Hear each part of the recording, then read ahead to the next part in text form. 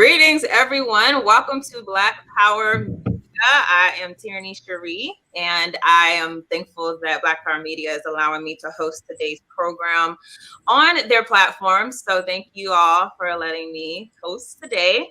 I am here for a very important event. I'm here for a very important announcement. First of all, if you don't know, this is the 70th anniversary of genocide. And we know Charge Genocide was a very momentous occasion as far as African people asserting our rights against the colonial powers. And it was a stepping stone that we're going to be using for this conversation today. We're going to be launching an initiative, a program, and we're going to have a conversation with you all today. So before we get started, I want to allow my comrades, my brothers, to introduce themselves. So I see on my screen, I have Comrade Toivo, then we have Comrade Songo, we have Comrade Ikemba. So if you all could introduce yourselves, talk about your organizations that you are here representing today. All right, let me just quickly get started. So I'm Toivo Esheke. So the org I work with while I'm here in Southern Africa, and I say Southern Africa because I don't respect these colonial borders that were given to us. When I say Southern Africa, I mean the region, right? So when I'm here in the region, I work with Black First, Land First. They are, if you will, a Black consciousness organization that split a few years ago from, if people know, the EFF in South Africa split from that group to kind of push a more radical platform. So when I'm down here, I work mostly with them. And when I'm in the U.S., I work, with groups in the Bronx, New York, mostly. Around issues around anti-racism, anti-colonialism, anti-sexism, and all the isms above. So I'm very happy to be a part of this. Tierney, thank you for bringing us and hustling us together like cattle, but hustling us together in the right direction. Good shepherd, as it were. And I'm really happy to be here. I'm really honored just to be here at this platform with you all. Thank you. And Comrade Songo, you want to introduce yourself? Yes, I'm Comrade Shongo Omojola of the Movement for African Emancipation in Nigeria. We're a young organization and aspire to, to build across Africa, but primarily in Nigeria. We try to raise consciousness. We think it's very important to raise consciousness to understand the real roots of our crisis in Africa and in Nigeria. With the real roots being neo-colonialism, how it keeps our countries poor and oppressed, and how it ensures that we have bad leaders, puppets of the neo-colonialist rulers, basically. So we're very engaged in trying to raise consciousness, doing educational work, and also engaged in whatever mass actions are around in order to bring the people organized to essentially replace their bad rulers and to have independence for us here in Nigeria and in Africa. Thank you. And then my brother Ikemba, of course, you are a member of WCC, but who are you representing today as part of this collective? Yeah, I'm representing the International People's Democratic Uhuru movement. I'm a member of that organization, as well as WCC. We charge colonialism, as you just mentioned. InPDUM, is an international organization working to overthrow colonialism in all of its forms, the institution of colonialism around the world. So wherever African people are colonized, that's where we're looking to organize. So in the continent, in the diaspora, that's where we're working at. I'm based in Philadelphia, also in New York City, where I teach history. I consider myself an activist historian. So I attempt to use history and connect that to our struggles, our revolutionary struggles, and our Black radical tradition. Use that and connect that to our fight today to liberate ourselves. I think that's it. Thank you all. And there was lot more other organizations that are involved with this new initiative, current initiative we're going to be talking to you all about. These are the brothers who were so gracious to volunteer their time with us today, but we are standing as a collective of Pan-Africanist, African-led organizations. And the whole reason why we're together today is to talk about the issue of colonialism, colonialism being this overarching global system all of our people are facing. And while the looks of the system might be different from country to country and from region to region, we're still facing the same system. And so that's really the purpose of what this program is going to be about. We're going to have some conversations about what decolonization means in light of the fact that our ancestors charged genocide against the colonial powers 70 years today, and we're going to be charging colonialism today. Now, I do want to say, first of all, I'm going to show our poster that is for a convention that this whole thing will be around. This is Pan-African Unity or Perish, a call for the abolition of neo-colonialism. We are planning a virtual conference on July 21st to 23rd, and it's going to be heavily centered on issues of regime change, issues of sanctions, and hosted by the country of Zimbabwe. And we are inviting everyone to sign up for that today. We're having pre-registration until July. So as of right now, the tickets are, I believe, $25 if you're inside of a US or European country, and $15 if you're coming from Africa or coming from the Caribbean, the global south, essentially. We want to make sure that we recognize that our proximity to empire should not determine who's able to attend or not. So I'm going to drop that link right now, and then we're going to talk a little bit more about why we're here today. So first, I want to recognize a number of organizations that are also a part of this collective. We call this collective Africa Unity Movement for Decolonization. To tell you all our mission statement, it is to advance the liberation and sovereignty of African nations and people through information and knowledge sharing and the coordination of other resources as needed across a united front of African-led organizations. I want to emphasize that all of these organizations, we are not the same, meaning we might have different philosophical differences. We might have different leanings as far as politics. Some of us might be against even dealing with politics, and some of us might try to organize in the community instead. But the thing that unites us all is that we're African-led, and also that we are understanding that our problem as African people is colonialism. So just to list the organizations that are a part of this collective: African Continental Unity Party, the Movement for African Emancipation that Comrade Songo is a part of, the All African People's Revolutionary Party, Black First, Land First, which Comrade Toivo is here representing, Friends of the Congo, Zimbabwe Movement for Pan-African Socialist, Economic Fighters League, Center of Pan-African Thought, We Charge Colonialism, the organization that I started to address the colonial system. We have KOSSSA coming from Haiti. We have African People's Socialist Party, as Brother Ikemba is here representing, Pan-African Congress of Azania, the Black Radical Collective, also, which Comrade Toivo is also representing. We have State 55, Pan-African Community Action, and FTP Movement. And the thing that we all have in common, again, we agree that what we're facing is not just racism. It's not just, discrimination. It's not just corruption. What we're really dealing with is an intentional effort by our oppressors who collectively came together to control us and control us all equally. We're all equally colonized, even though our situations look different. So with that, I just want to open the floor up to our brothers and also just get your input as far as why do you feel like a collective like this is needed today, particularly where you don't see a lot of conversation inside of the mainstream Pan-Africanist circles that want to deal with the colonial capitalist system. Why, and anyone can jump in, why do you feel like it's essential that we unite on these basic principles? I can jump in. I want the just for clarity too. Representing International People's Democratic Uhuru Movement, InPDUM, not the African People's Socialist Party. My bad. But they're connected, so I get it. But a collective like this is very important, is very necessary.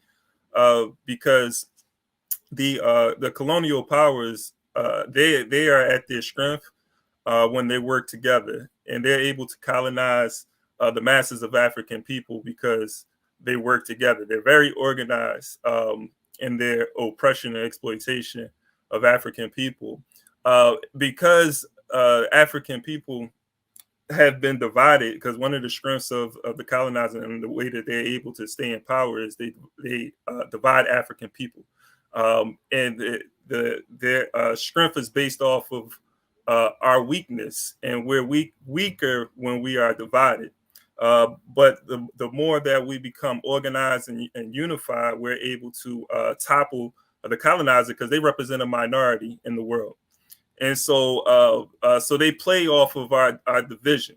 As long as they can keep us divided, they can remain strong. Because once again, like, they represent a minority in the world. So a collective like this is important because it's important for us to show solidarity among ourselves, despite our different ideologies, our different theories, because we all want the same goal, which is liberation, right? Decolonization.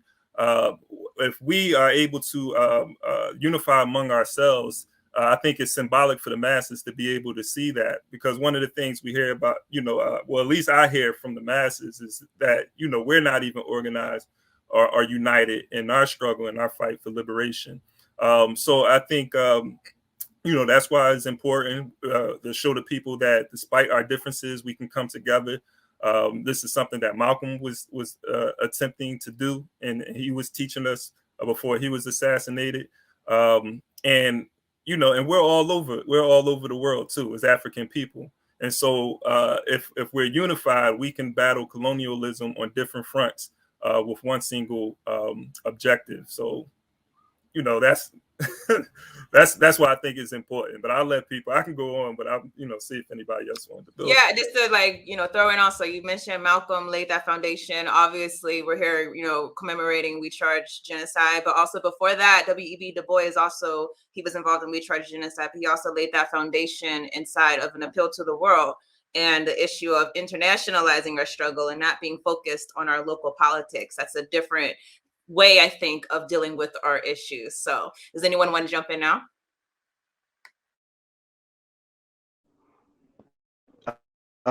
Yeah, could I come in?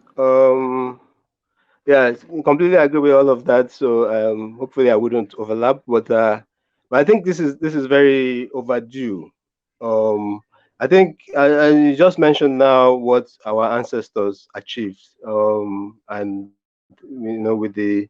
with Chad genocide. I hope you can hear me, because I seem to be freezing. You're frozen, but we can hear you. Okay. Yeah. So where Paul Robeson, W.B. Du Bois, a whole host of our ancestors, achieved quite a lot in pushing forward Pan-Africanism, and it was built a very strong movement with Nkrumah in power in Ghana, Sekou in Guinea, and so on, and there was a suppression by the imperialists, who realized that they had to suppress this. And now we come to where we are today, where across Africa things are quite dire. It's like things get worse, and of course also in the diaspora. And it's like we have to go back to what worked. And Malcolm X talked about that, as you said, about internationalism being quite key to the struggle.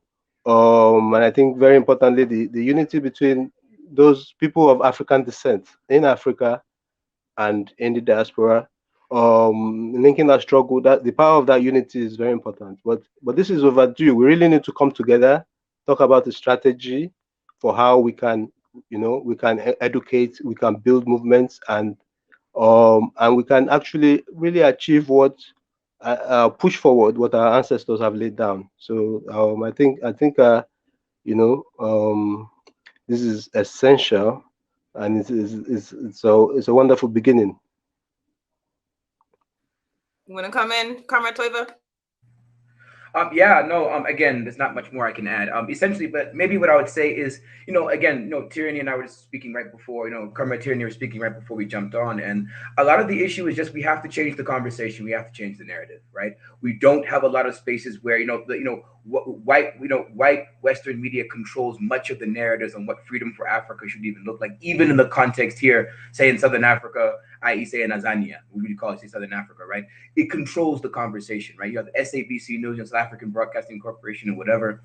And when I listen to the news, it's like, dang, am I in New York City? Like, what's going on right here? You feel me? It's like a lot of it's the idea and what they want to be. It's almost like they want to show the West that we can be just like you. You feel me? Not saying we need to create something different. We can be just like you. Right. And so what we need to start doing is that we actually need to be coming together in order for us to begin to build different conversations, to begin to give people different avenues to access information. Because as we know, a lot of what happens that what the imperialists do is they constrain access to information, and they give you the information that they want to give you on their terms, how they want to, right? And so part of what we have to do is begin to break that, to begin to provide alternative avenues of information. And we actually have a global Pan-African community, and it's a global community that actually is very curious for alternative narratives, right? CNN and these BBCs and all these people, Sky News is whatever, Deutsche Welle, they no longer have the monopoly of information that they used to have because we have social media, because we have other forms and avenues to communicate. So for me, I think it's important, most definitely on the unity question, even if it means unity, even if it means we have to disagree. Because I think that, what did Malcolm X say? He says, if we disagree, we keep it to what we disagree, amongst ourselves. We disagree, and then when we come out with a certain kind of a unified profession, unified position, because the West loves to see us disagree in public, and they love to play one against the other for their own benefit, right? And that happens when we don't have the communication with each other, right? And because so many of us are in our own struggles, and sometimes you can get that tunnel vision where it's like, all right, cool, I'm in the DRC, I'm in Nigeria, I'm in the Bronx, I'm in Atlanta, I'm in Honduras, I'm in Brasilia, you know what I mean? We can sometimes get that way, which is understandable because you got to fight where you at. But the conference is great so we can come together and communicate with each other and be like, all right, what you been up to? Oh, okay. Here's what you believe. Oh, all right. And we begin to kind of learn. And even if we disagree, fine. But we just can disagree amongst ourselves and have to go through CNN to see a disagreement or go through the BBC to get a disagreement. You feel me? We got to come at it with each other. And then that's kind of the way we need to start moving in that way. And so I think this is important, particularly to try to have it on the African continent also, too, because this stuff is needed here. Neo-colonialism and imperialism knows the power of Africa, and they've got to keep us divided, or else they lunch money is going to be gone. Because you know what I mean? So they have to keep us divided. It's important. And unfortunately, they're coming at a lot of the younger African generation who is dealing with the old African powers, who, old African, freedom movements who had not done things the way, we all thought in certain kinds of ways. And they're trying to bring them into a capitalist mindset, bring them to to associate modernization of Africa with a Western kind of model in Africa. And what we need to start doing is say, no, we have to push against that narrative and actually even explain to people what actually is happening. I mean, when I talk to people here about how poor things are in the United States, they look at me like I'm crazy. I'm like, yo, have you been to the Bronx? Like, have you been to some spots? Like, things actually not the people are bad, it's they are put in bad conditions. And so this thing that you want, this modernity, is actually a recipe of death, right? And so this is the kind of conversation we need to begin to have with each other. That's why I think it's so important that we come together and create these alternative spaces for thinking, building together, and then, of course, from that space, collectively mobilizing and moving together. Because once we come united, then their game is over and they know it. And then we can just begin to reorganize not just Africa and the African peoples, but we could reorganize the world on our terms versus taking scraps from some white man's table. Absolutely. And Toivo, you touched on something that I meant to say, is that while we intended to do this in person, because obviously we need to get inside of a physical space together as African people, as organizers, and not just rely on the internet. Unfortunately, this Omoricon, I always say it wrong, variant, essentially has put us in a place where we're going to have a hybrid conference. So it's going to be hosted by Zimbabwe. As far as actually in Zimbabwe, they're going to be having a live display where they're going to be able to have speakers speakers present through the camera, but we're also going to be having basically a virtual conference. So we're going to have a hybrid, kind of mix them up together and make this work. And hopefully in the future we could come together. So, and I also want to say that, as we said, we're charging colonialism against these colonial powers. So at the end of this broadcast, I will be releasing a link to our formal document.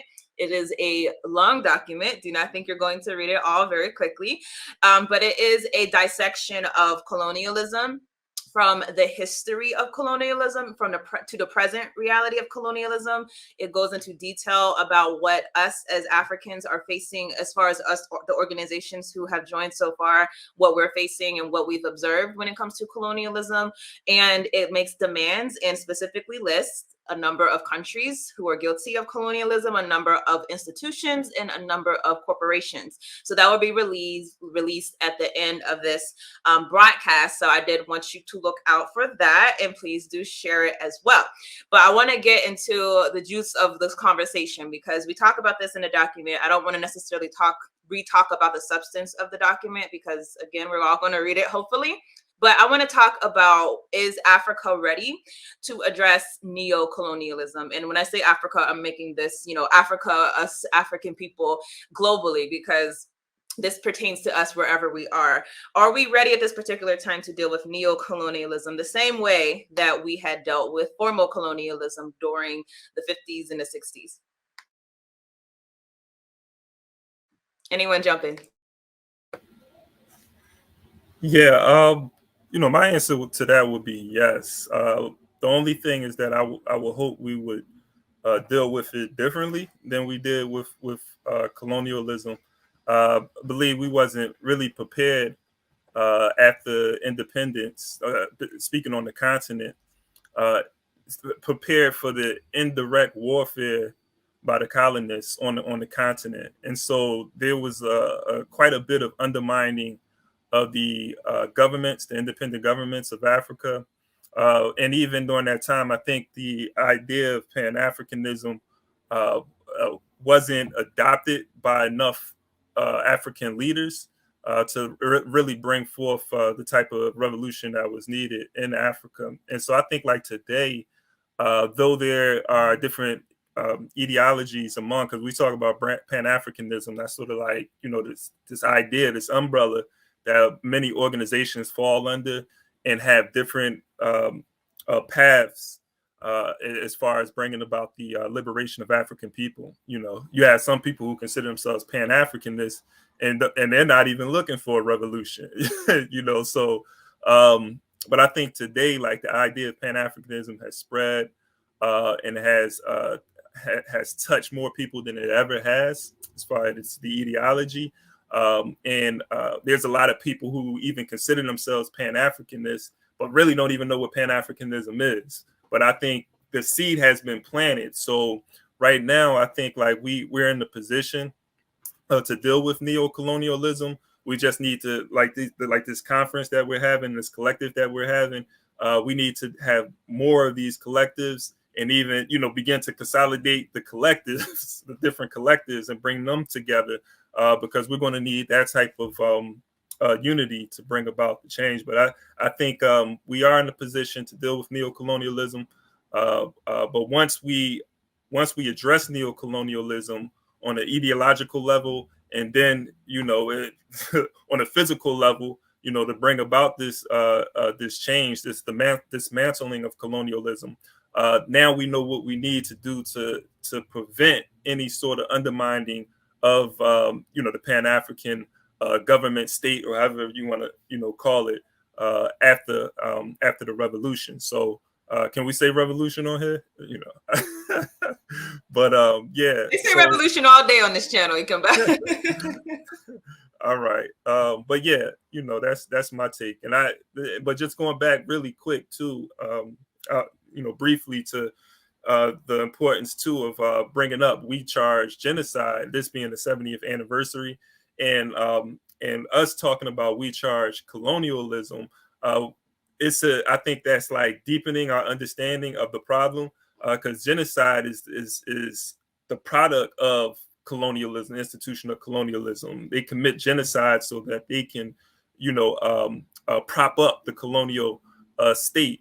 And so, in order for them to maintain it, they continue to commit genocidal acts. So colonialism is inherently parasitic and genocidal.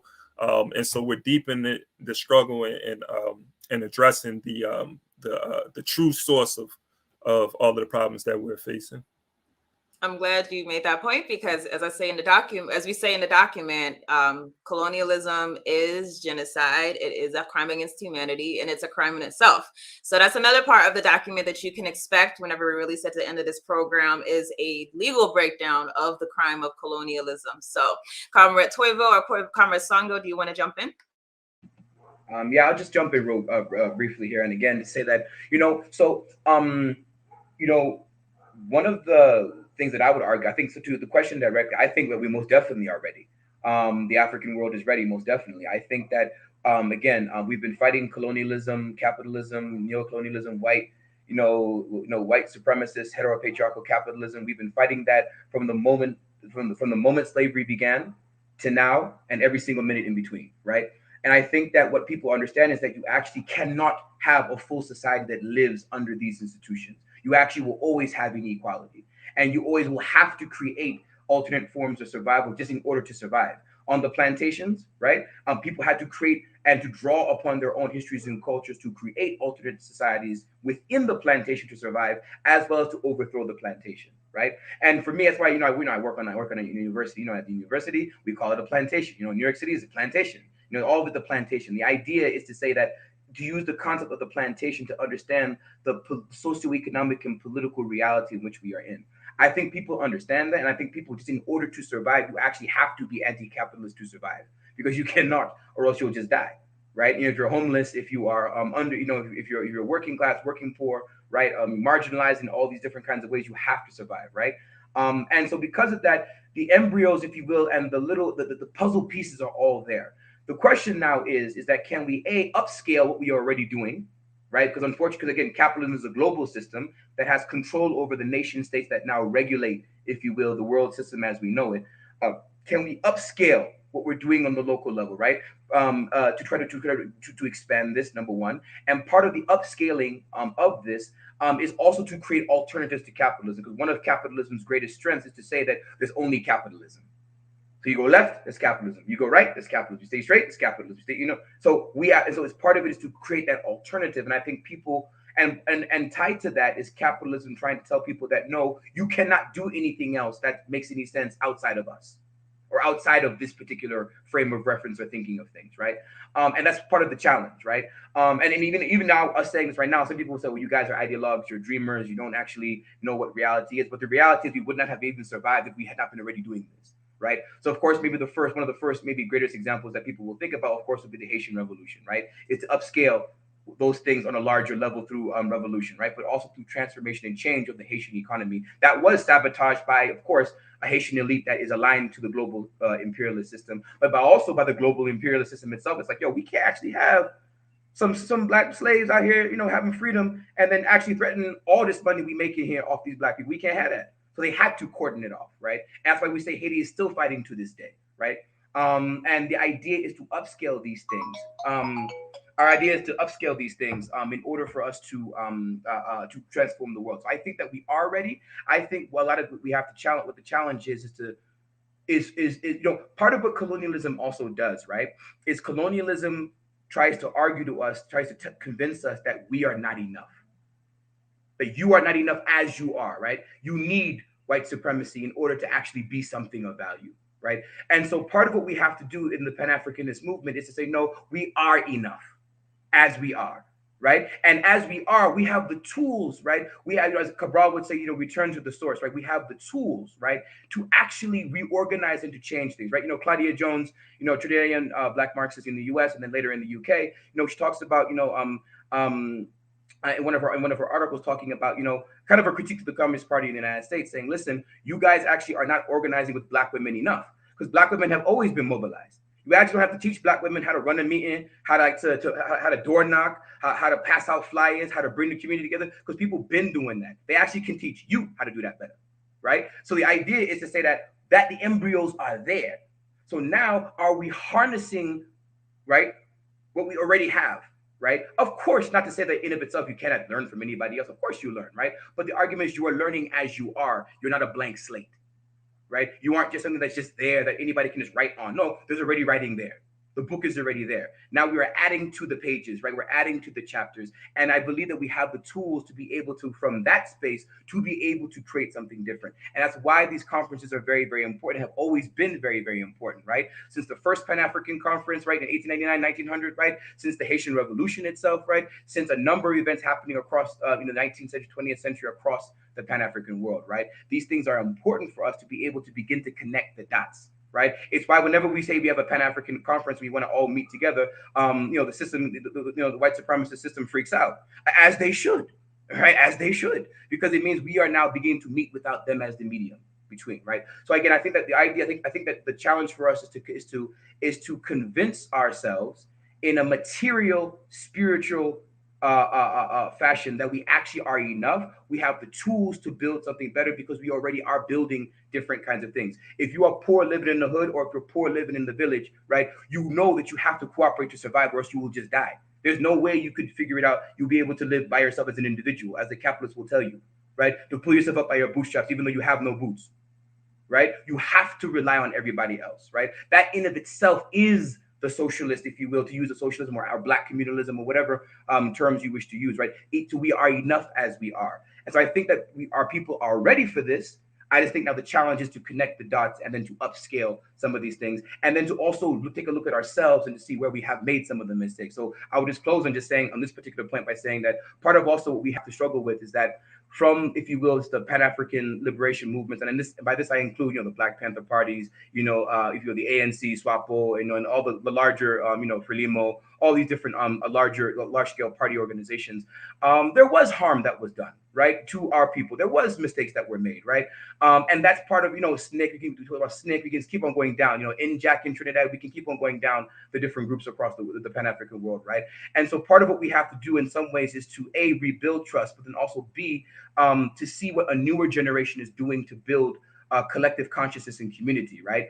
In reaction to some of the mistakes, as well as into reaction to the system that's exploiting them, right? And then that also is kind of what we can maybe use to begin to push forward some of these things. And I do believe that globally, I think without question, the most radical and cutting edge and revolutionary thinking around this is coming from Black feminists and Black LGBTQ struggles across our space. Because these are the groups that even within on the radical Pan-African movements were marginalized. And so it's from them that we're beginning to think through, the Marsha P. Johnsons, the Sylvia Riveras, right? Recently we lost Bell Hooks, right? So it's this tradition actually that has been very, very essential to thinking of these things differently. So this is kind of how I imagine what our capability is. Sorry, that was a little long-winded, Elder Sango. Please, it would be great to hear your perspective on this. Yeah, and before you go, Comrade Sango, I do also want to point out a point that you made is that we are, open membership. So if you are African-led, that's the big thing. You're African-led, African-focused organization who agrees with the basic issue. The issue that we're facing right now is colonialism. This is open to you as well. So I posted our contact information. I'll post it again for anyone who wants to reach out. Comrade Sango, I know your screen is still frozen, but I don't know if you could still hear us. But if you can hear us, is Africa ready to address neo-colonialism? Yeah, I can hear you. I think you can't see me, but I can hear you. So maybe it's a spiritual thing here. But anyway, aside that, that I don't actually have much to add, and I think both of the last submissions were quite good and covered it greatly. But what I would say though is that in a way I look at things being ready in kind of an objective sense and also in a subjective sense. And I think what I mean by that is that a lot of work has to be done, and which is why coming together, to do this it's to raise the consciousness of quite a lot of the masses. Like in Nigeria here, for example, it's a long struggle, and we will probably come to talking about that. The idea of whether people think colonialism is responsible for their issues. There's a lot of propaganda and counter, influences, and then you have a very powerful state machinery which is quite tied to the neo-colonialists, and so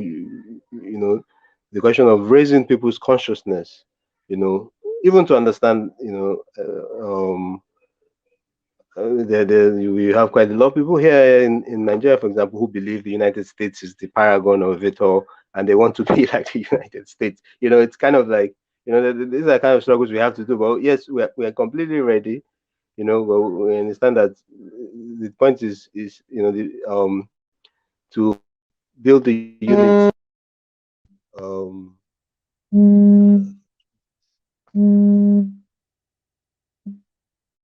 Can you hear us, comrade?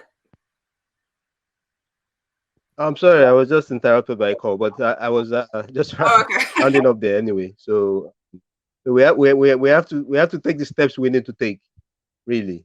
You know, and that is very essential that we take actions that is going to raise the level of consciousness of the masses. That's it. So Thank you. I want to. Okay, are you still talking?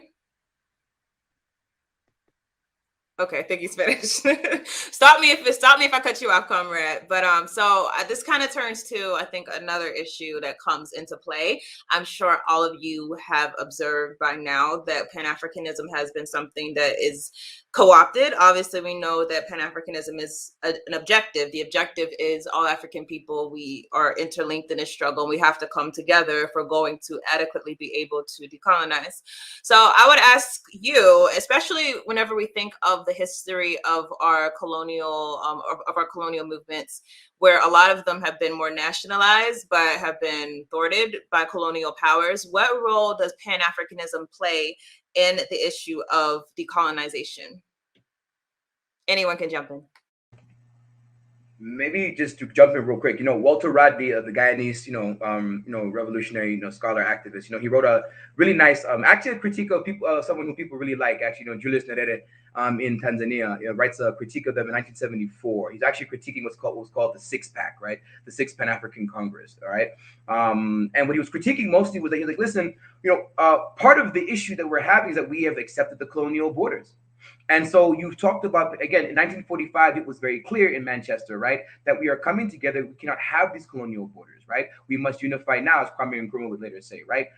We have to unify now, and not just here on the continent. The diaspora matters as well. Him even coming from Guyana, people like CLR James and others who also were central in that conference's creation, right, is to say that, listen, by accepting the colonial borders, you begin to think of yourself as a Nigerian or as a Namibian or as a Tanzanian or as someone from, the United States or from, Brazil or Colombia, right? Or, Puerto Rico or wherever, right? You begin to think in colonial terms by how you define yourself in these ways, right? And so by accepting them, right, even when countries were winning independence, right, you've already capitulated in some way, and that limits what you are able to do. Even if you just from a level, our comrade talked about an objective sense, right? Even if you take from the perspective of, say, a common market, for example, right? Many of our countries were created to be colonies. They were not created to be self-sustaining. The idea isn't to run the deficit. It's supposed to be broke because it's actually being drained to feed the imperialist center. Right. So by accepting these borders, it has actually hindered the process of decolonization. Right. And Rodney got in trouble a lot in Tanzania, actually, because he was saying a lot of things about armed struggle and revolutionary struggle, etc. And again, we love Nyerere. He is our, he's the Malimu, he is our teacher. But just being Malimu doesn't mean you're always right, right? And so we love him still, right? He was important for us. But the critique was we have to take this very seriously, right? We have to begin to seriously do the work, which is to dismantle this, right? Because as we said before, with neo-colonialism, the way we can think about some of these institutions and structures is that these heads of state or government in the different countries, in my opinion, are basically middlemen, right? In like a company structure, you're the middleman, and then you actually, and then you're working for the global conglomerates, right? Who actually now are doing all these different things. In our document that again people have compiled and people have done a lot of labor on that, particularly Tyranny has done a lot of labor putting it together. We have a whole bunch of organizations at the back of the document that we're listing that have historically been exploiting the African continent and the African peoples, right? These actually are, if you will, the board members. These are actually the real CEOs, right? Who actually are running some of these things. Even I don't care what billionaire an African has. People are flying to space for like 5 minutes for $40 million. So I mean, please, if you have $1 billion, like that actually, if Elon Musk woke up with $1 billion, he would freak out. You know what I mean? So like oh my God, lost all my money. So it's like so this is about having $1 billion. I mean, Let's get serious. Now, of course, if you're poor, $1 billion is a lot, but the idea is that from a larger mass scale, right? So I think that really the unification of the African continent politically, economically, and socially is very, very important. And I think one of the problems is that, to your point, Pan-Africanism has been discredited because a number of leaders who we used to really care about, and I'll say, people like Museveni, others, et cetera, have used Pan-Africanism, and once they were champions of Pan-Africanism, but then as time has gone on, they fell into the logic of the nation state, and that has then delegitimized Pan-Africanism, right, in the masses in the countries. Right, even in Namibia, Namibia is a little different than a number of places, but even here, if you say Pan-Africanism, oh, you just sound like certain people in the ruling party who will say that, and then we see them stealing 50 million here, 100 million here, selling out our land here, agreeing to reparations with Germany for like a trip for a trifle, et cetera, right? It delegitimizes it, right? So that's why part of the building work again is that we have to be clear about where we stand to the left and where they stand.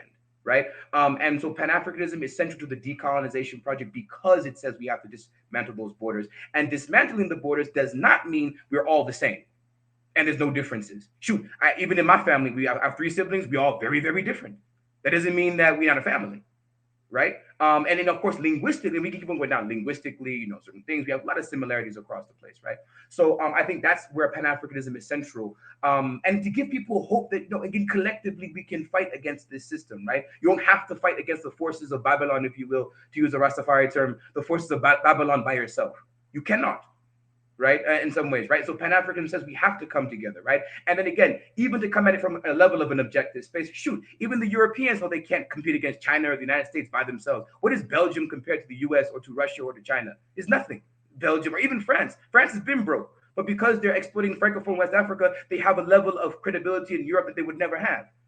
You see what I'm saying? It's why the right is so strong in France, and they're confused as a nation, right? So I think that even they realize you need EU. It's why the Brexit thing actually is hilarious. Personally, if you really understand the depths of it, it's actually hilarious because they actually are against themselves. It's hilarious. But even on that level, we have to begin to come together, and particularly for our comrades, our family in the diaspora, having a strong, unified continent is important to help protect them. To say, okay, if you keep on shooting our Black people in the United States, you keep on having them in poverty, we will cut all oil, all diamonds, all everything. We'll make gas in the US be $20 a barrel. How about that? $20 a gallon. How about that?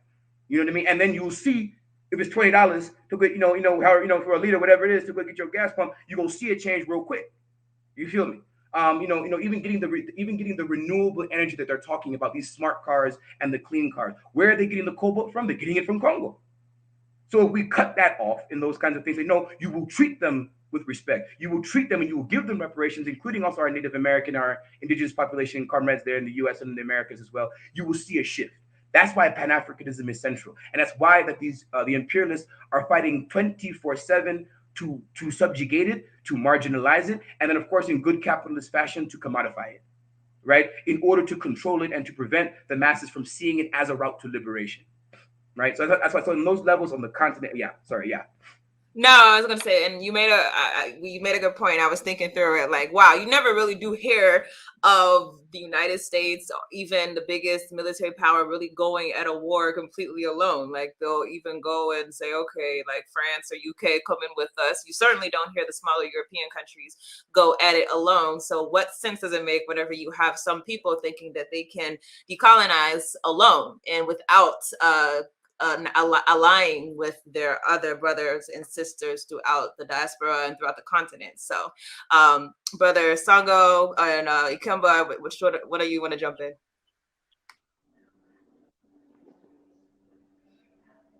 Comrade Sango, looks like you jumping in. You jumping in? Happy for Comrade Ikemba to go first if he's ready, but I could just come in briefly. Okay. Yes. Go ahead. I'll add. Okay. Just to add on.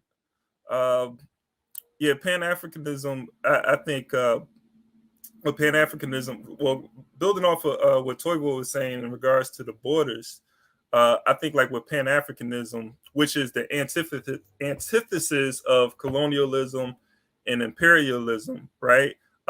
It does get us to look beyond the borders and build a political an economic structure among ourselves, a superstructure that can really deal with the colonial institution, right?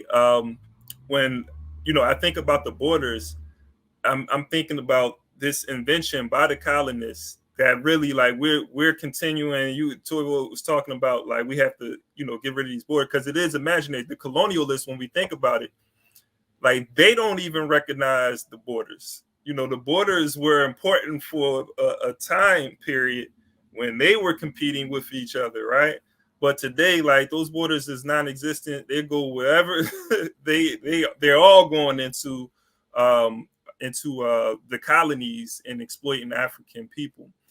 So, and that's why Pan-Africanism is important, because it does get us to look beyond that.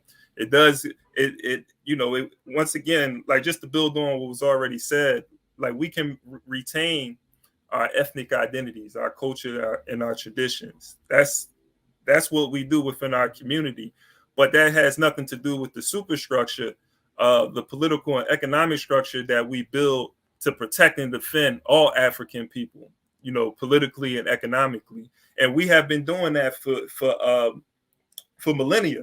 Like, it's nothing new. We've built superstructures and still retained our ethnic identities. We learn not in European history classes, but we learn when we study African history about the empires, the Mali, the empires, the Songhai Empire, the Ghana Empire, the Homi, the Masi states. We learn about all of the Benin, from those who study, African history. So we know that there were superstructures in place historically. And then when we go into that analysis, we understand that there was, some stratification within those systems. But, that's something that we have to overturn as we build this new system. But I think the point is, like, that's what, Pan-Africanism really does, and how come it's so important in this process of decolonization, because it does, going back to what we initially was talking about at the top of the hour in regards to the importance of unity and organization among African people, particularly the African working class, because they are the ones who are going to have to determine, what this new state is going to look like. They're going to have to determine the relationship that they have, with the land and the resources, because they are the ones who are producing all the wealth. It just reminds me, and I'm maybe digressing a little bit, but just a conversation when somebody was saying that the problem with Black people or African people, and generally speaking, is that we don't produce anything. And I'm like, what? We produce everything. Like, what are you talking about? So, and that's the idea that we are battling against, as if the capitalist is the one who's producing, everything. No, he might come up with a nice idea, but it's the people, the masses, who are producing. But yeah, but I think, like, that's why the idea of Pan-African unity is so important. This collective is so important, because it's seen beyond. We're people in Zimbabwe, Namibia, United States, Nigeria. So we're showing that it can be done. And yeah, but that's all I wanted to add. Thank you. And I think a correct thing that your friend could have said was, we don't control anything. We might not control our destinies at this point. Well, we control our destinies, but we not control our reality, but we do produce it. Look at everything that we have, everything that you see. Look at the labor that's stripped from many Africans throughout the continent and throughout the diaspora. Another point that we talk about in the declaration that we'll be releasing very soon at the end of the program is that think about all of the prison labor that goes into products that we don't even think about. I mean, just when we were doing research for this document, there's some companies that you just shop at and you don't realize those same companies are taking prison labor in order to basically get their product out as cheaply as possible. So yes, we're the ones building things, we're the ones producing things, but we're not the ones controlling things. And that's the reality of colonialism. And that's why we have to address it. So Comrade Sango, you want to come in? Yeah. First of all, to the point Comrade Toivo was making, it's very important that we, Pan-Africanism for us is defined as revolutionary Pan-Africanism, for it to be useful in addressing neo-colonialism. And I don't see any other way around it. And the issue is, as Comrade Toivo, mentioned, is the fact that there are those who would use Pan-Africanism in a commodified way, and the issues about addressing things like culture and so on is quite important, but that having an essential understanding of the capitalist state that operates here, and that uses our own uses other Africans, a minority of Africans, to suppress the majority. That we have to have a revolutionary change, and the only way to do that, we cannot stand alone. As you said just now, we have a common history of oppression. It's very common. It's about taking our resources, our labor, our land, and if we are to become independent, we have to rely on each other, which is also an African idea anyway. Nobody stands alone. um and But how we do that, it has to be, for me, really has to be within the revolutionary framework, because we can talk about organizations like the Organization of African Unity and things like that, who are actually, again, just using these things, as a cover to pretend to be united, and made up of people who are actually serving the interests of the imperialists. And then lastly, I think it was quite important point made by Comrade Kemba. You know, here, for example, in Nigeria, we have, because of the crisis point we have been brought into, we have a lot of ethnic divisions coming up, of course, which normally happens. It's not new. And I find that Pan-Africanism is an antidote. The ideology of Pan-Africanism is an antidote against these ethnic divisions.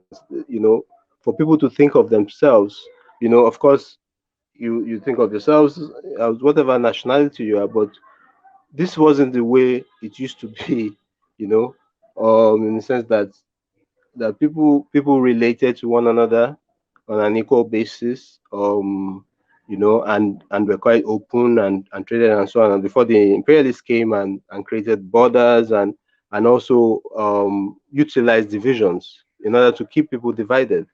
So, and we find that once people key into the Pan-Africanist ideology, they become less concerned about these ethnic struggles in the way they are being carried out, right now. So it's really, there's no other way around it. It's Pan-Africanism or perish, as we say in in our in the material you mentioned earlier. So yeah. And you led me right into the next question, because the theme of the convention, everyone, that again we're hosting in, or the conference we're hosting in July, a virtual conference. I'll post the registration again in case there are any newcomers. But the theme is Pan-African Unity or Perish. And one thing I want to bring up is that there are differences among different Pan-Africanist organizations about what Pan-African unity means. So how do we deal with the fact that we have very much class conscious or class reality societies? We have the masses who are being oppressed by a small amount of people.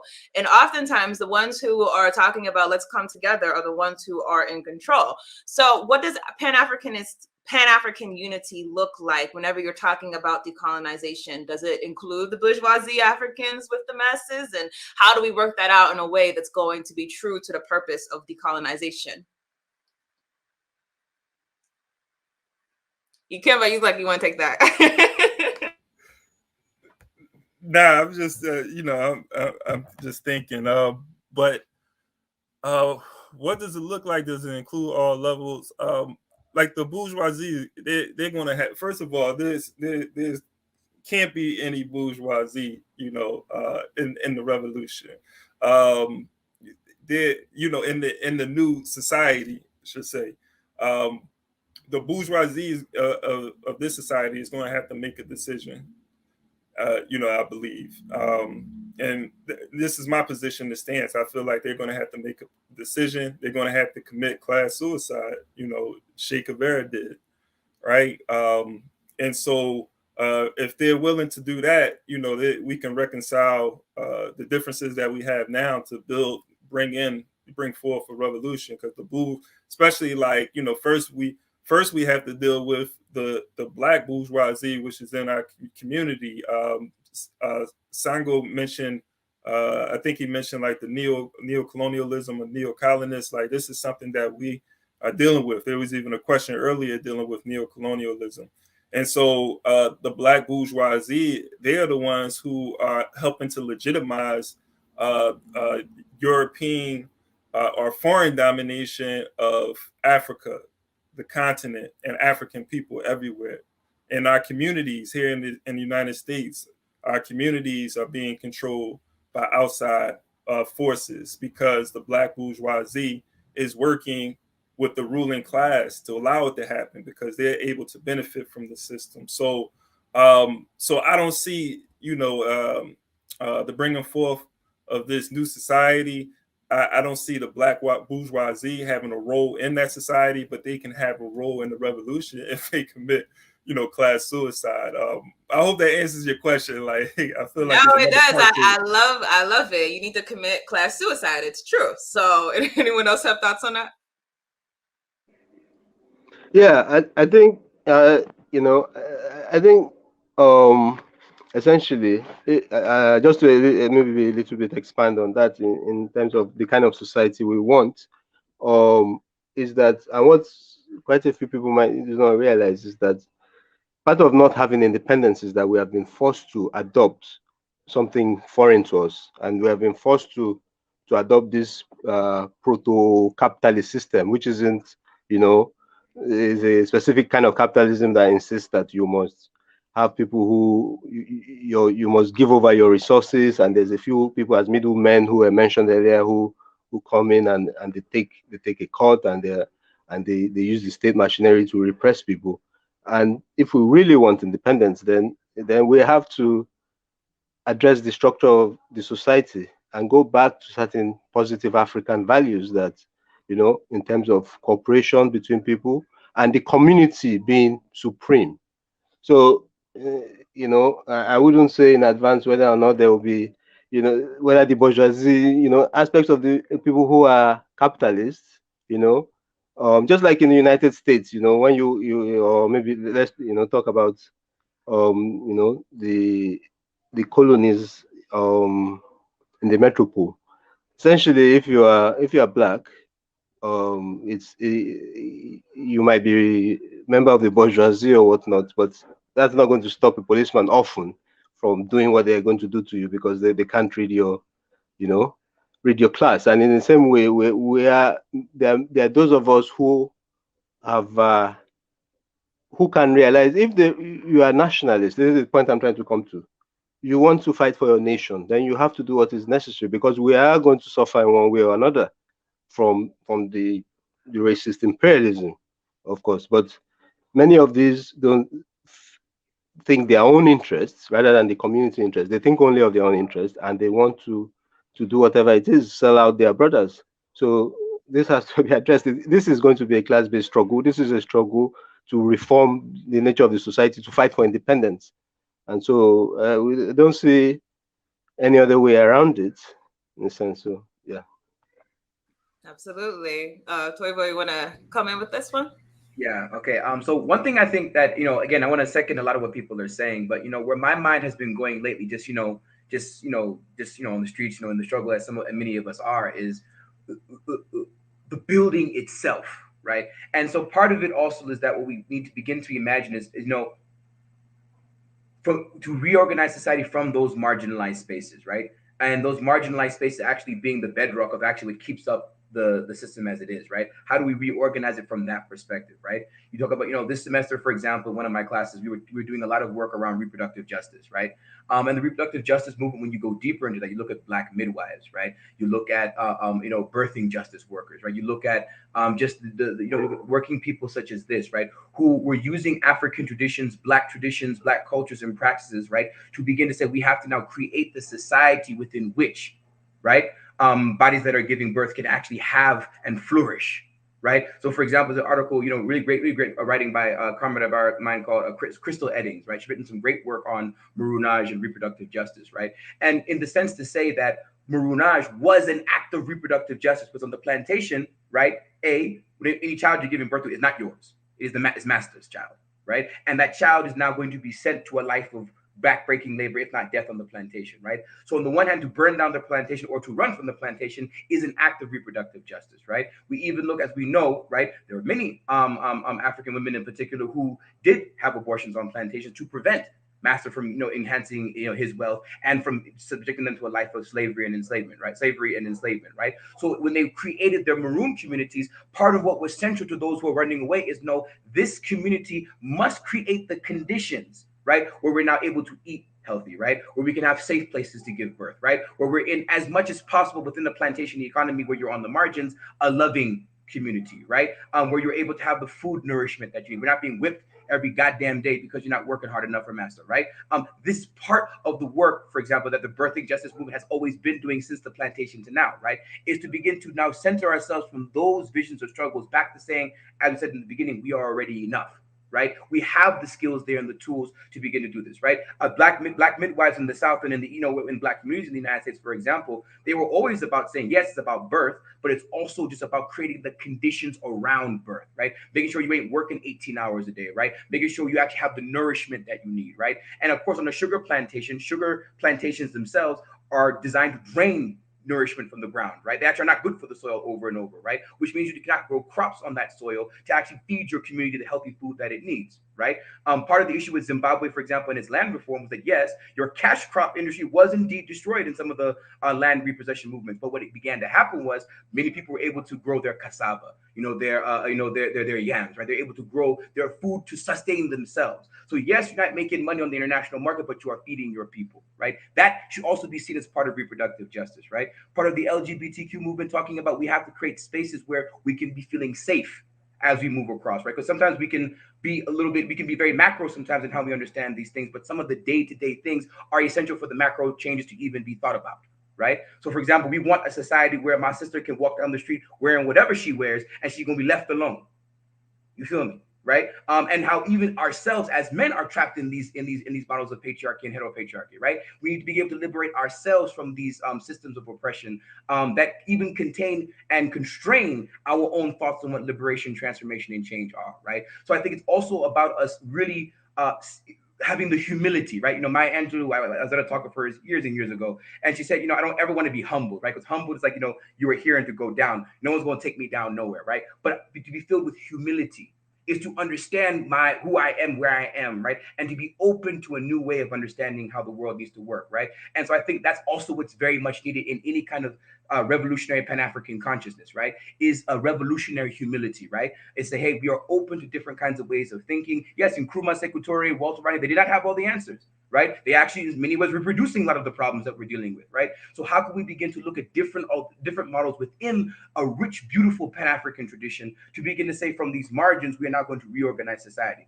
I say most of that because in Namibia right now, the leading movement, right now is the Black feminist struggle here. And a lot of it came around the abortion laws, right? And why we can think of even an issue as abortion laws, right? Being revolutionary Pan-African is because the laws that are about abortion come from the apartheid regime. We just kept the same laws from the apartheid regime, but yet apparently we're decolonized. And then when they begin to critique the abortion law, people say, no, it's against God. The God of the Dutch Reformed Church or the God of the African peoples. Right. And that is essentially what the critique is now being, and saying, no, we have to reorganize this thing. And so even many of us are trapped within the logics of, again, heteropatriarchal white supremacist capitalism. Right. We are trapped in those things and we have to break free of those things, which is an internal struggle as well as a collective struggle as well as a macro struggle. So I think it's to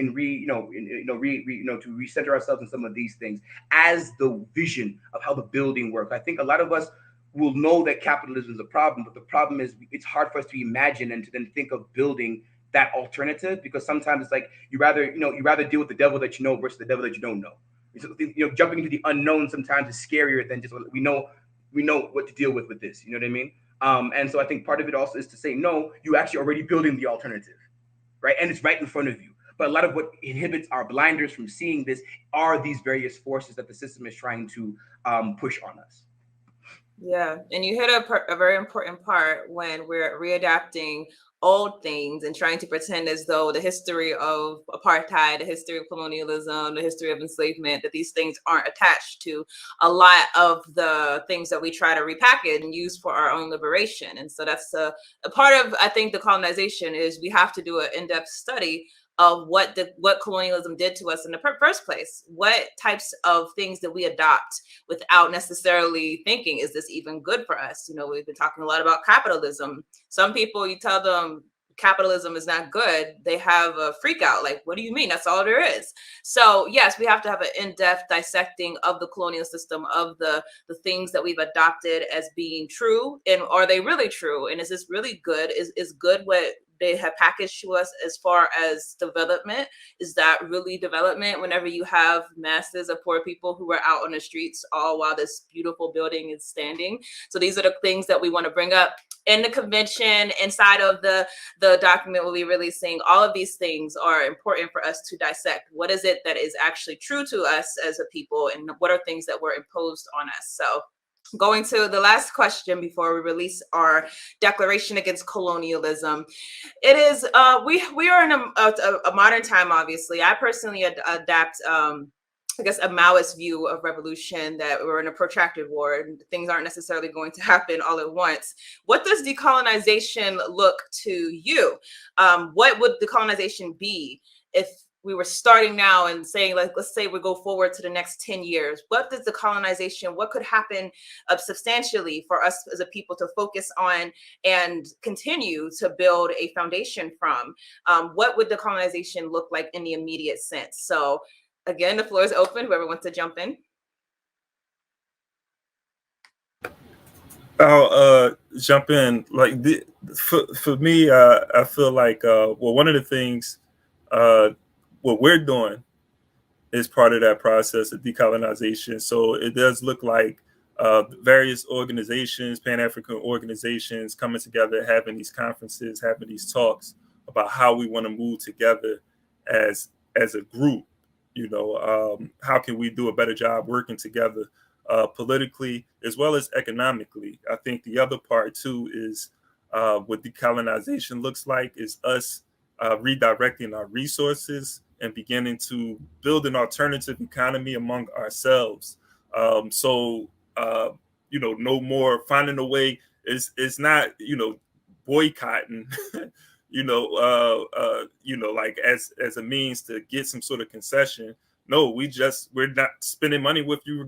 We're redirecting our money among ourselves. So this doesn't have anything to do with you. It has something to do, I guess it does in a sense, but you know, this has something to do with us building a infrastructure, economic infrastructure among ourselves. So I think like that's part of this process. So as we're meeting, we're having discussions about that, because we you know have to understand, like, you know, it's the economics is the foundation of all of the institutions and everything that we build, whether it's the schools and everything that we build. So I think like that's very important. It has to be a part of these discussions that we are having. And so I mentioned education. I think like that's the other part too. You know, so I'm gonna just say those three things because I think a lot of the things can happen simultaneously.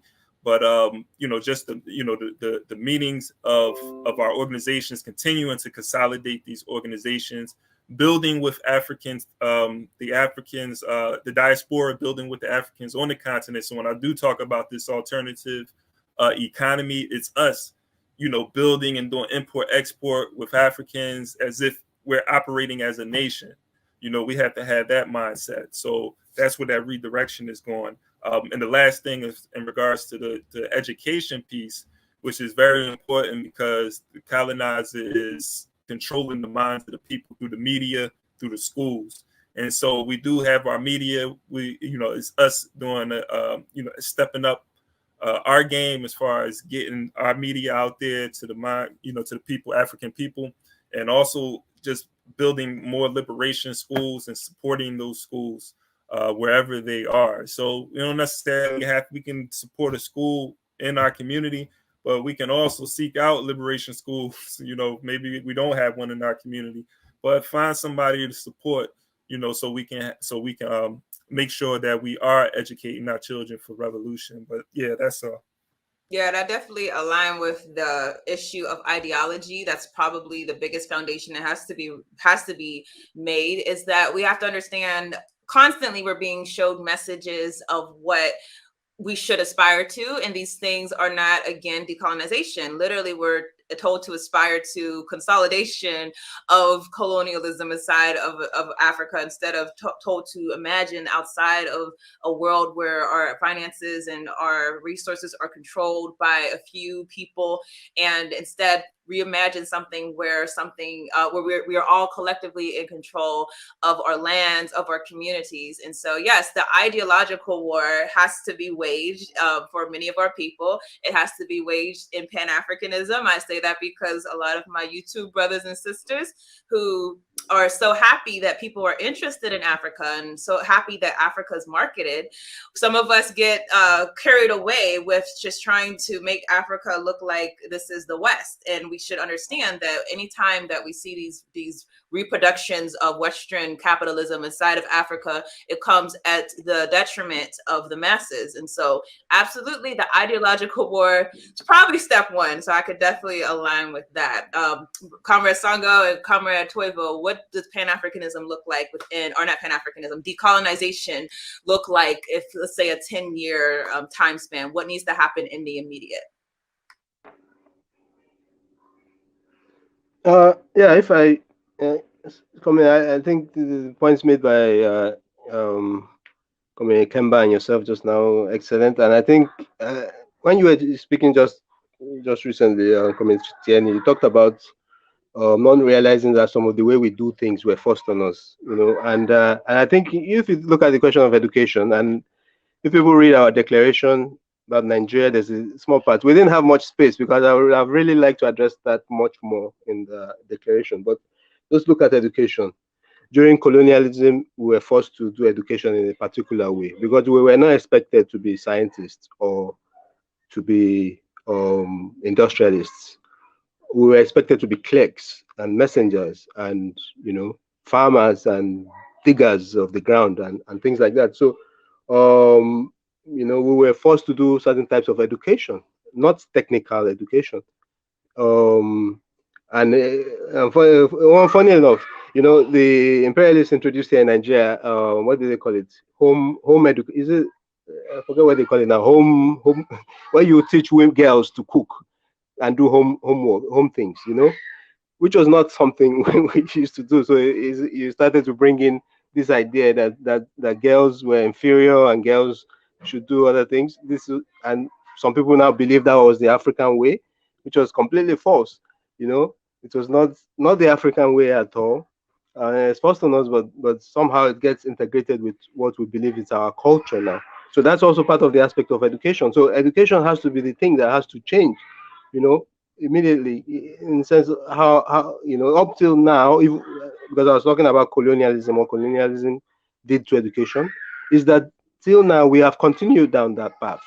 So our educational system, our leaders actually consider it completely irrelevant and unimportant. They have completely defunded it. And there's no interest in whether people are getting educated in the right ways. So people essentially just educate in order to find some niche jobs where they're in the service economy, So again, we are not able to be self-reliant, and it goes to self-reliance. We have to begin again to show the technical ingenuity that Africans were capable of. That when we can invent and innovate that fits the context of our environment, we don't have to rely on important things that are actually suited to other environments. We can actually see an immediate dramatic change by doing that. We can develop the quality of our life quite fast. It will actually amaze people, but it's just that simple change in education, in allowing the people to begin to develop, invent things that are suited to the environment in which they work, and which is also where African unity comes in. Because if we are able to do this across Africa, we can relate with ourselves and share, ideas, share technologies and things like that.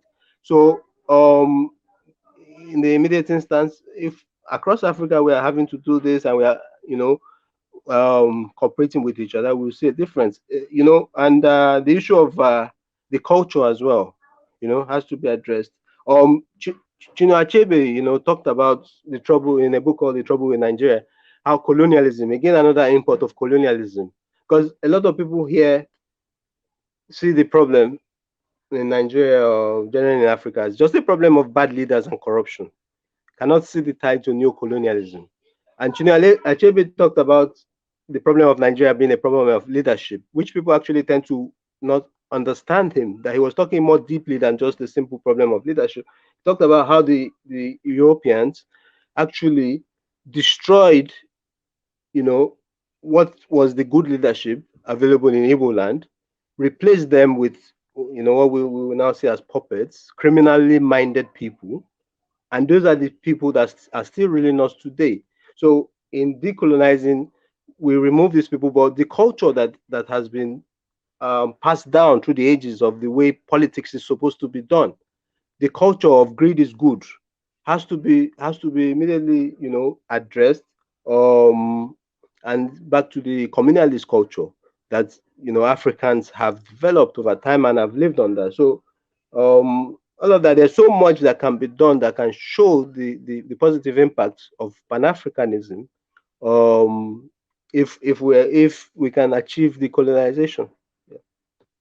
Yes, absolutely. And that communalist culture that we should go back to and study and understand that we do have a legacy as far as how we relate to each other economically. And it's not capitalism, African communalism. Search it, learn it, and understand that this is what we adapt to today.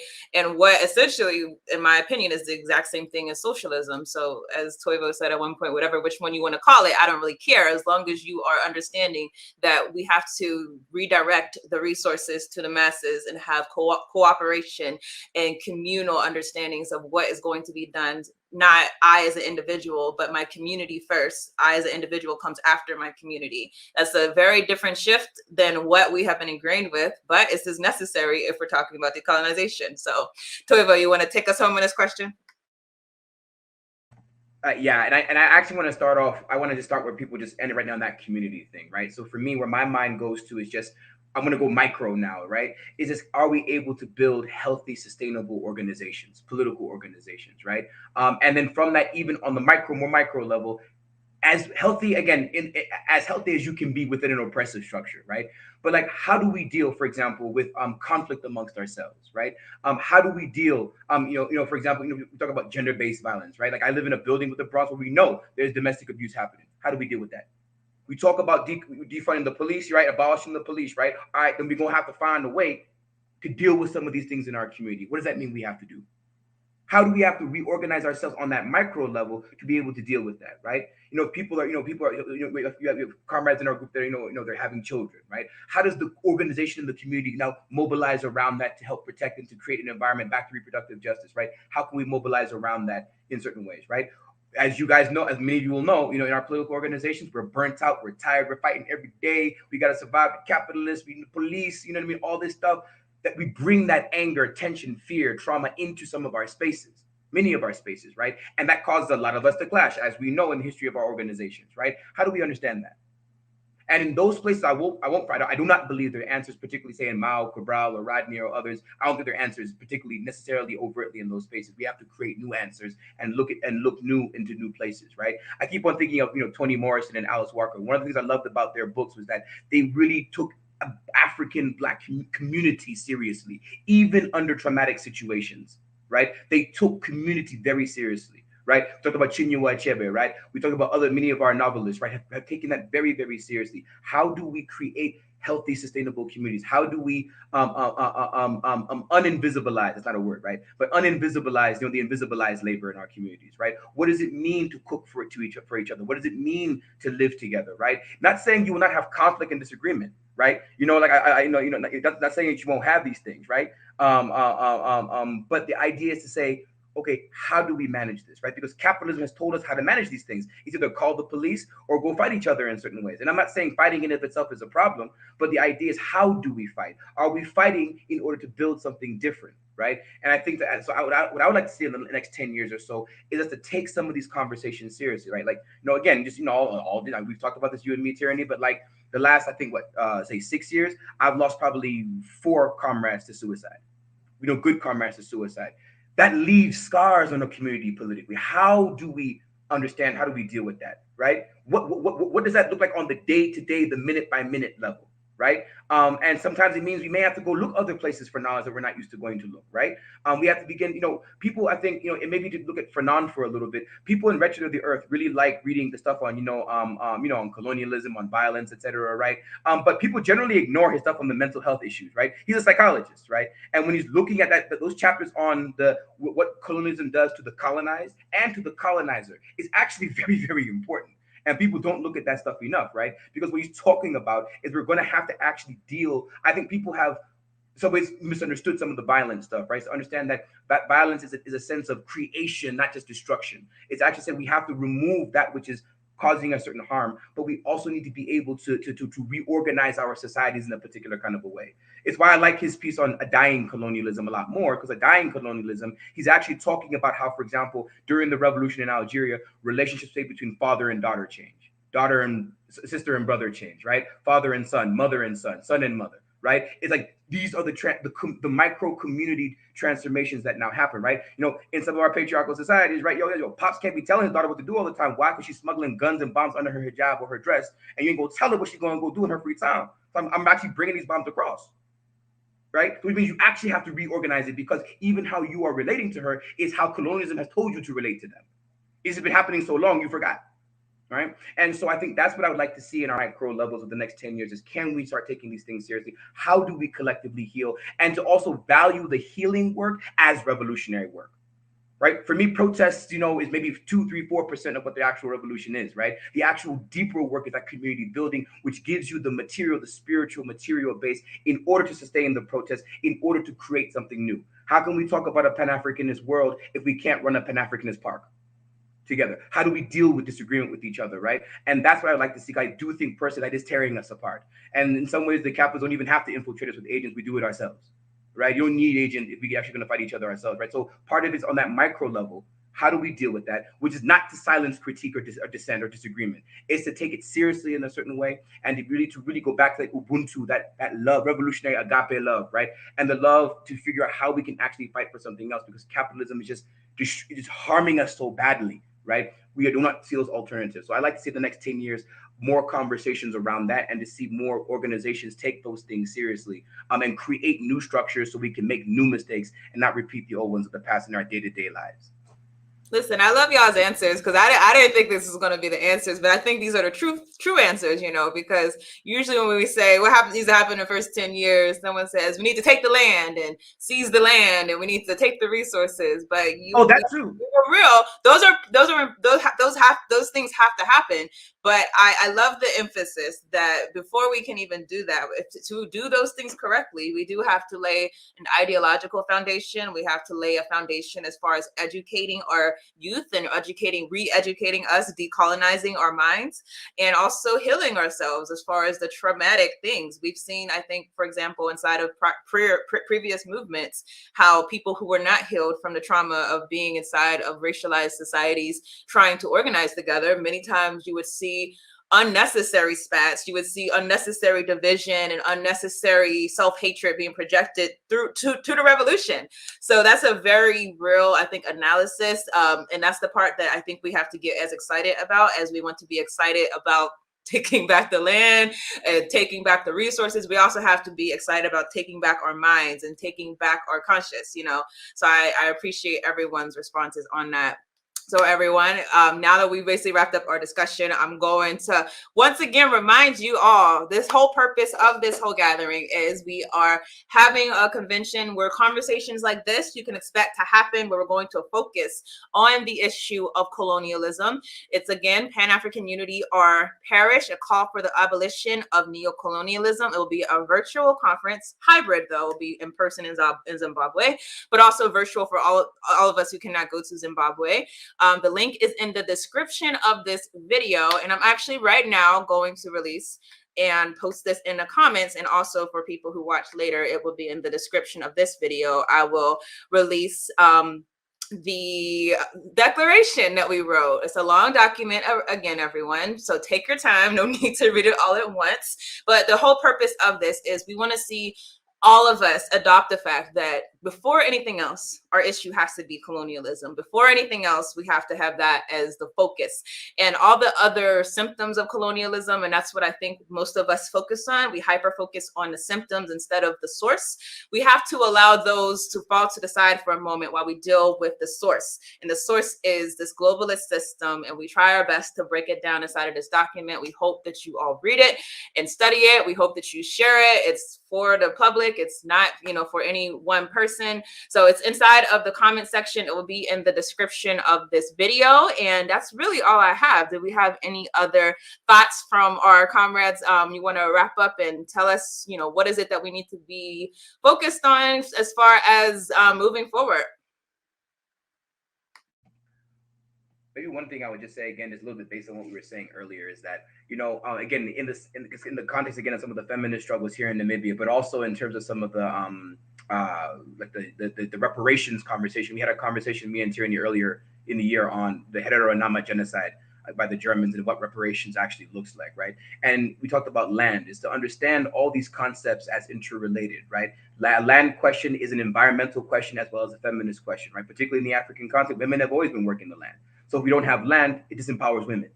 So what is your to understand the interconnections between all these things on the micro level, I think is so important, because a lot of what these NGOs or the larger capitalist structures will do is to take some of our brilliantly radical things and then chop it up and then you're disinvested of the revolutionary fervor, and that is actually not what we need to be doing. So I think that just again is to understand the interconnections of all of these struggles. The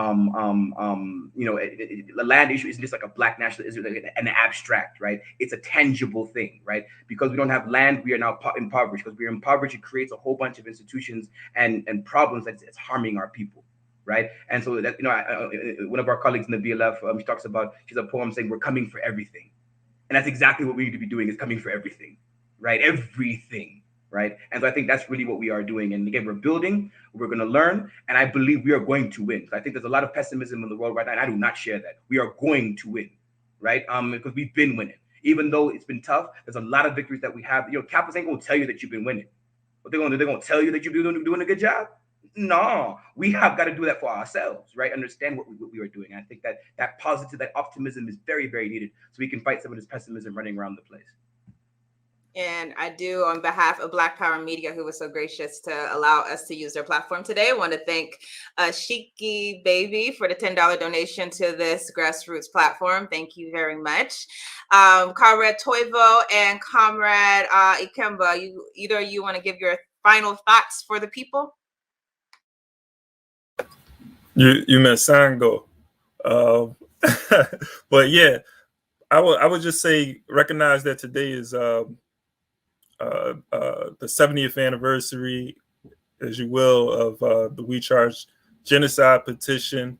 That's a part of our history. That's a part of our struggle to address colonialism, to address oppression and exploitation. And it wasn't just a moment in time. Like, we're a part of that history, and we're continuing to fight to be to get the international community to recognize what's happening to not just African people in the United States, even though this is what the petition was addressing, but we charge colonialism and we charge genocide around the world, against African people. So, we're just picking up the Black radical tradition.